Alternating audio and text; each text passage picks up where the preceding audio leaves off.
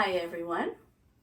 Today I wanted to show what many of my quilts are designed, or how they are designed. I often will think of a very simple background and then decide, oh, I want to have the simple background and add some things on top. So this is the very first quilt that started my business. This is called White Blooms. And if you look at this, I had a lot of red fabrics I wanted to use up. And so I made a simple background with half square triangles. Here's how it was. There's a half square triangle here and another. So I put 4 half square triangles together, and then put some sashing on and had this all red background with a little bit of brown sashing. This in my head, basically. And then I thought, oh, I will put some big white flowers on top. And so the white flowers were appliqued after I pieced the background. It's a great way to make a quilt that's not terribly hard. This background, everybody can make half square triangles, and what you put on top is your own idea, I guess.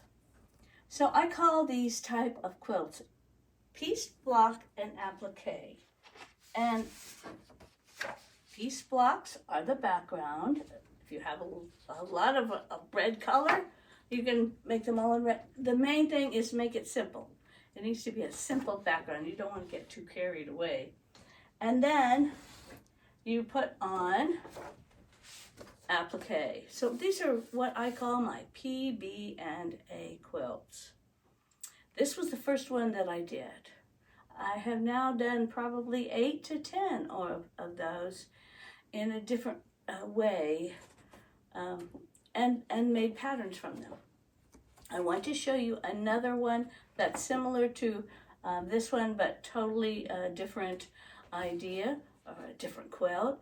And then we're going to talk about that too. Piece, blocks, and applique. This is another P, B, and A quilt. Piece, blocks, and applique. But this one is done a little bit differently because instead of having half square triangles in squares, this one has more or less columns. There are 6 triangle squares in one block, and then there's an alternate block that has a diamond shape in it. So these are fairly easy to piece, and this diamond is easy to piece. And what you do when you piece the background is I piece it so that it's easy to work with later. So instead of piecing the whole quilt and having the great big long wide quilt and then trying to put something on top, instead I piece the inner part with like sections. So this would be, when I made this, I made it in 4 sections. Cut in the middle, so you have 4 sections. And then if you want to put applique on top, which the stars are the applique, you can easily sew them down. They're just fused and then sewn. You can do that more easily on your sewing machine without having a lot of bulk under the sewing machine needle. This one is called A Starry Night. It's another older quilt. I think I finished this in 2011, and after I got it finished, I thought, oh, this one probably would look very nice without the stars on it. Just the different columns of white to darker colors of gray and light blue, and then the darker blues in the squares. But you can do whatever you like. I like the fact that this is something anyone could do, and it's not hard to piece. It also allows the person making the quilt to do whatever they want to do. You can make your own background. You can decide what you want on top. You're making your very own creation. So I think this is a very fun thing, a fun way to go about designing your own quilt. These are just two of my PB&A quilts. I've made many piece blocks quilts that I thought I would put something on top later. And then I got the piece blocks done and thought, no, I like it just like it is.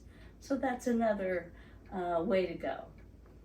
But I think early next year, in 2025, I am going to start a little segment on my YouTube channel about making piece blocks and applique quilts.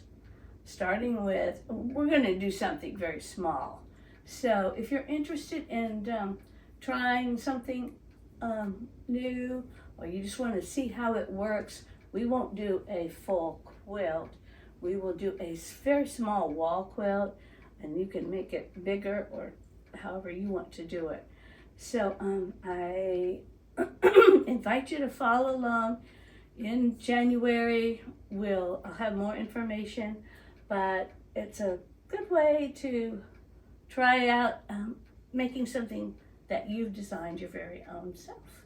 Or I will also have a simple pattern that you can use if you just want to try the technique and learn to do some piecing for the background, do some applique on top, and we will also work on putting words on quilts. So we're going to have 3 or 4 little techniques to start 2025. Thanks for watching.